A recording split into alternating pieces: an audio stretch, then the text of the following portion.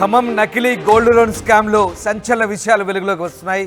Gold loan స్కామ్పై RTV వరుస కథనాలు ప్రచురిస్తోంది. ఆర్టీవీ చేతికి gold loan racket mafia list చిక్కింది. షేక్ రహీం పాషా, భుక్యా, మల్సూర్, భానోత్ శంకర్ సహా పలువురు దాదాపు 100 కోట్ల వరకు రుణాలు పొందినట్లుగా వెలుగులోకి వచ్చింది. ఇప్పటి వరకు 26 మందిపై కేసు నమోదైంది. పథకం ప్రకారమే నకిలీ ఆభరణాలు తయారు చేసి బ్యాంకుల్లో తనఖా పెట్టినట్టుగా తెలుస్తోంది. ఈజీ మనీ కోసం ముఠాలుగా ఏర్పడి బ్యాంకుల్లో రుణాలు తీసుకున్నారు. పలు బ్యాంకుల్లో అప్రైజర్ల హస్తం ఉన్నట్లు కూడా అనుమానాలు వ్యక్తమవుతున్నాయి. ఆర్టీవీ వరుస కథనాలు ప్రసారం చేయడం, బ్యాంకుల్లో తనఖాల్లోని ఆభరణాలను అప్రైజింగ్ చేస్తున్న సిబ్బంది సంబంధించిన భాగవతాన్ని ఆర్టీవీ బయటపెట్టింది. తాజాగా పంజాబ్ నేషనల్ బ్యాంక్, ఆంధ్రప్రదేశ్ గ్రామీణ వికాస్ బ్యాంక్, భద్రాద్రి కోఆపరేటివ్ బ్యాంకులో స్కామ్ జరిగినట్లుగా సిబ్బంది గుర్తించారు. ఇప్పటికే పోలీసులకు ఫిర్యాదు చేశారు. బ్యాంకర్లు విషయం బయటకు రాకుండా పోలీసు ఉన్నతాధికారులను బ్యాంకర్లు కోరారు. ఫేక్ ఆభరణాల తయారీ ఎక్కడ జరిగింది, సూత్రధారి ఎవరు అన్న కోణంలో విచారణ కొనసాగుతుంది. ఈ నేపథ్యంలోనే తాజాగా పోలీసులు ఈ స్కామ్పై దృష్టి పెట్టారు. మరోవైపు ఆయా బ్యాంకుల్లో పనిచేస్తున్న సిబ్బందిని కూడా విచారిస్తున్నారు. ఆభరణాలు అప్రైజింగ్ చేస్తున్నారు సిబ్బంది. ఈ నేపథ్యంలోనే సరిగ్గా సంచలన అంశాలు బయటకు వస్తున్నాయి. ఈ స్కామ్ సంబంధించి అలాగే ఫేక్ అడ్రస్ ప్రూఫ్లతో కూడా నకిలీ బంగారు ఆభరణాలు పెట్టి లోన్లు పొందినట్టుగా గుర్తించారు పోలీసులు. డీసీసీబీ బ్యాంక్తో పాటు మరో 6 కార్పొరేట్ బ్యాంకులు కూడా ఇదే తరహా మోసం జరిగినట్టుగా అంచనా వేసిన నేపథ్యంలో ప్రస్తుతం ఈ అంశానికి సంబంధించి పోలీసులు దృష్టి సారించారు. ఒక్కసారిగా బ్యాంకు ఖాతాలకు సంబంధించి ఎవరెవరు ఈ లోన్లు తీసుకున్నారు, అలాగే ఫేక్ అడ్రస్లు పెట్టడము, ఫేక్ ఆభరణాలు పెట్టి లోన్లు తీసుకోవడంపై కూడా ప్రస్తుతం పోలీసులు దృష్టి సారించిన పరిస్థితి. పథకం ప్రకారమే నకిలీ ఆభరణాలు తయారు చేసి బ్యాంకుల్లో తనఖా పెట్టడం, దీనికి బ్యాంక్ అప్రైజర్స్ కూడా సహకరించడం కూడా పోలీసులు ప్రస్తుతం గుర్తించిన పరిస్థితి కనబడుతుంది. సో ఓవరాల్గా ప్రస్తుతం ఈ అంశానికి సంబంధించి పోలీసులు పూర్తి స్థాయిలో దృష్టి సారించారు. దీంతో ప్రధానంగా ఆర్టీవీ వరుస కథనాలు ప్రసారం చేయడంతో ఈ అంశంపై తీగలాగితే డొంక కదిలినట్టుగా ఉంది పరిస్థితి. ఇక పూర్తి స్థాయిలో అధికారులు, పోలీసు సిబ్బంది దీనికి సంబంధించి నిమగ్నమైన పరిస్థితి.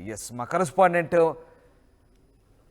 ఉదయ్ జైనయ్యారు. ఉదయ్, ఖమ్మంలో బ్యాంకు బంగారు ఆభరణాలు, నకిలీ ఆభరణాలు తనఖా పెట్టి లోన్లు తీసుకోవడం, అలాగే నకిలీ అడ్రస్ ప్రూఫ్లు, ఫేక్ అడ్రస్ ప్రూఫ్లతో ఈ లోన్లు పొందడం, దాదాపు 100 కోట్ల వరకు కూడా ఈ స్కామ్ జరిగింది. దీనంతటి కూడా ఆర్టీవీ వరుస కథనాలు ప్రసారం చేస్తుంది. ఈ నేపథ్యంలో పోలీసులు ఎలా తీసుకుంటున్నారు ఈ అంశాన్ని, ముఖ్యంగా ఆర్టీవీ కథనాలతో ఎలాంటి కదలిక వచ్చింది?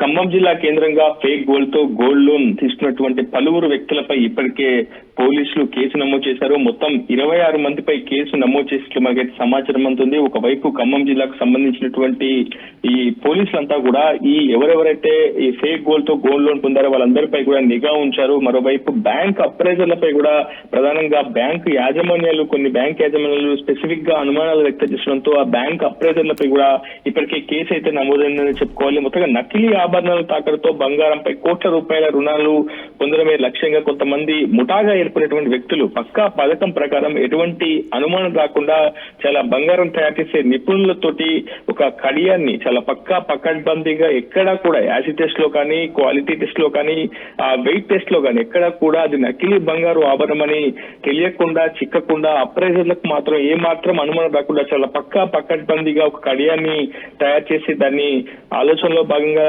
అటు బ్యాంకులకు తీసుకొచ్చి అక్కడ తనఖా పెట్టి అక్కడి నుంచి 1,50,000 రూపాయల నుంచి 1,80,000 రూపాయల వరకు సుమారు ఒక్కొక్క ముఠాలోని సభ్యులు సుమారు 15 బ్యాంకుల్లో ఇలా బ్యాంక్ లోన్ తీసుకున్నట్టు, మన గోల్డ్ లోన్ తీసుకున్నట్టు మనకు సమాచారం అవుతుంది. కడియాలపై మొత్తం ఒక సన్నని రాగి తీగను లోపల అమర్చడం, ఆ పైన 22 క్యారెట్స్ గోల్డ్ తో బంగార పూతని పూయడం, ఇలా ఎటువంటి అనుమానం రాకుండా చాలా నిపుణులతోటి ఇలా బంగారు ఆభరణాలను తయారు చేయించి ఆ తర్వాత తనఖా పెట్టడం జరుగుతుంది. ప్రస్తుతం ఆర్టీవీ కూడా ఈ అంశంపై లోతైన దర్యాప్తు చేసినందుకు భాగంగా చాలా ఎక్స్క్లూజివ్ ఇన్ఫర్మేషన్ కూడా మనం సేకరించగలిగాం. ఆర్టీవీ స్క్రీన్ పై కూడా ఎక్స్క్లూజివ్ గా చూపించవచ్చు. ఆ కడియం కావచ్చు, ఆ కడియానికి సంబంధించి తయారు చేసినటువంటి వ్యక్తుల వివరాలు కూడా ఆర్టీవీ చేతికి చిక్కాయి. ప్రధానంగా దేవరపల్లి వెంకటేశ్వర్లు, భానోతు శంకర్, మోకియా మల్సూర్ షేక్ రహీం పాషా వంటి మొత్తం 15 మందికి పైగా ముఠా సభ్యులు అయితే చాలా స్పష్టంగా మనకు ఉన్నట్లు మనకు సమాచారం ఉంటుంది. ఇది కేవలం ఖమ్మం జిల్లా కేంద్రంగా వెలుగులోకి వచ్చినటువంటి ఘటన మాత్రమే, కానీ ఇది తెలుగు రాష్ట్రాల్లో విస్తృతంగా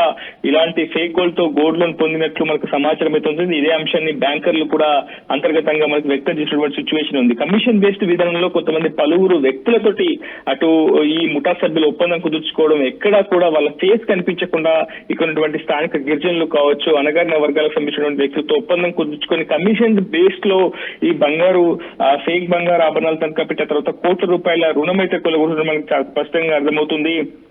పలు బ్యాంకుల్లో అప్రైజర్ల హస్తం ఉన్నట్లు కూడా ఇప్పటికే అనుమానం వ్యక్తులంతో వారిని కూడా అటు పోలీసులు అయితే విచారణ చేస్తున్నారు. తాజాగా నిన్న మొన్నటి వరకు కేవలం ఖమ్మం జిల్లా కేంద్రంగా DCCB బ్యాంకులోని పలు బ్రాంచుల్లోనే ఇటువంటి మోసం కేటుగాలు చేసి ఉన్నారని చెప్పి చాలా పెద్ద ఎత్తున ప్రశ్న జరిగింది. కానీ తాజాగా RTV వరుస కథనాలు ప్రచారం చేసిన తర్వాత ఒక్కసారిగా బ్యాంకర్లందరూ కూడా అప్రమత్తమయ్యారు. వాళ్ళ పరిధిలో ఉన్నటువంటి బ్యాంకు బ్రాంచుల్లో లాకర్ లో ఉన్నటువంటి బంగారాన్ని ఒక్కసారిగా ర్యాండమ్ గా రీఅప్రైజింగ్ చేసే ప్రయత్నం బ్యాంకర్లు చేసినప్పుడు DCCB బ్యాంక్ మాత్రమే కాదు, కొన్ని కార్పొరేట్ బ్యాంకులో కూడా ఇలాంటి బాగోతాలు చోటు చేసుకున్నాయి. సో ఓవరాల్గా అంటే బ్యాంకు సిబ్బంది హస్తమేమైనా ఉండవచ్చా? ఇలాంటి ముఠాలు వరుసగా అన్ని బ్యాంకుల్లో దీన్ని ఆసరగా ఇలాంటి అంశాలను చేసుకొని ఇలాంటి మోసాలు చేయడం పట్ల మరి పోలీసులు ఏం చెప్తున్నారు?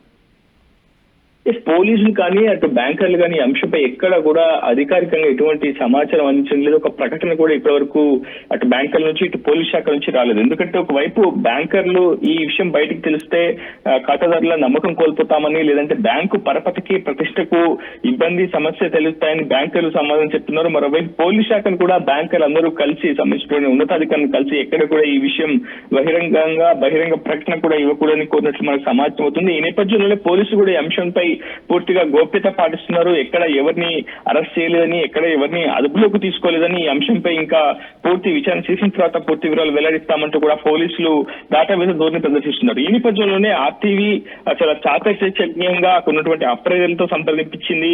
అదేవిధంగా అనుమానాలు ఉన్నటువంటి ప్రతి వ్యక్తిని కూడా మనం కాంటాక్ట్ చేసే ప్రయత్నం చేస్తున్నాం. ఆ సమయంలోనే చాలా స్పష్టమైనటువంటి ఎవిడెన్స్ కూడా మనకు చిక్కింది. మనం చూడొచ్చు, పంజాబ్ నేషనల్ బ్యాంక్ ద్వారా ఎవరెవరైతే ఫేక్ గోల్డ్ లోన్ పొందినటువంటి డేటా మనం సంపాదించగలము. APGB కావచ్చు, భద్రాద్రి కోఆపరేటివ్ బ్యాంక్ కావచ్చు, ఈ 3 కార్పొరేట్ బ్యాంకులకు సంబంధించి, వాణిజ్య బ్యాంకులకు సంబంధించినటువంటి బ్యాంక్ లోన్ తో ఫేక్ గోల్డ్ తో గోల్డ్ లోన్ డేటా కూడా మనం సంప్రదించగలిగాం. కొన్ని లక్షల రూపాయల బ్యాంకు ఖాతాదారుల సొమ్ములు ఈ కేటుగాళ్లు చాలా పకడ్బందీగా ఇలా నకిలీ బంగారు ఆభరణాలు తనఖా పెట్టి పూర్తి స్థాయిలో బంగారంపై రుణం పొందినట్లు మనకు సమాచారం ఉంది. కొంతమంది ఈ కేటుగాలంతా కూడా ప్రస్తుతం విదేశాలకు కూడా వెళ్లిపోయినట్టు మనకు సమాచారం అవుతుంది. ఎక్కడ కూడా ఈ అంశంపై అంతర్గత విచారణ చేపట్టినప్పటికీ ఖమ్మం జిల్లా పోలీసులు మాత్రం బయటికి ఎటువంటి విషయాన్ని మాత్రం వెల్లడించట్లేదు. అసలు ఎంక్వైరీలో ఏ అంశాలు వెల్లడయ్యాయనే విషయానికి సంబంధించి కూడా పూర్తి స్థాయి వివరాలు వెల్లడించడం, కానీ చాలా పక్కా పథకం ప్రకారమే ఈ తతంగం మాత్రం నడుపుకుంటారని, దీని వెనుక ఒక మాస్టర్ బ్రెయిన్ ఉండొచ్చని కూడా పోలీసులు అనుమానిస్తున్నారు. సో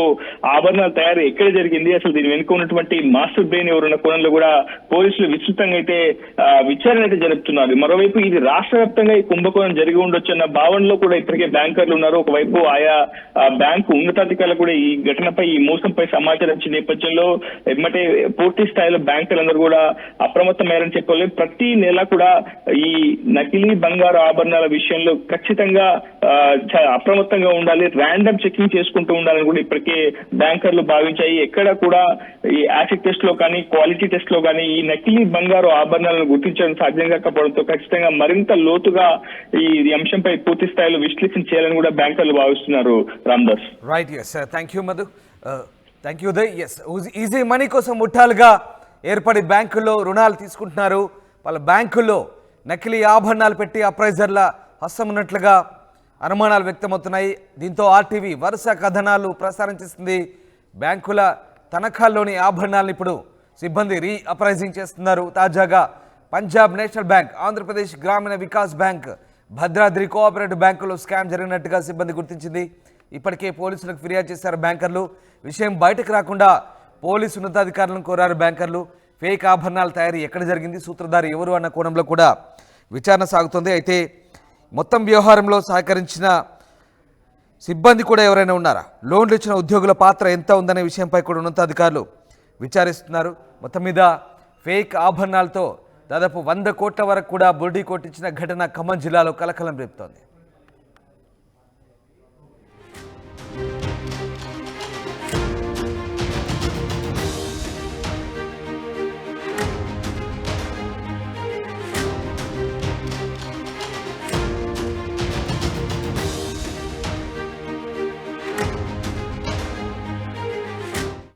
ఆర్టీవీ యాప్ వార్తల్ని క్షణాల్లో చదివే అవకాశం ఉంటుంది. ఒక న్యూస్ పేపర్, ఒక టెలివిజన్ ఛానల్ మీ చేతుల్లో ఎప్పుడూ ఉంటాయి.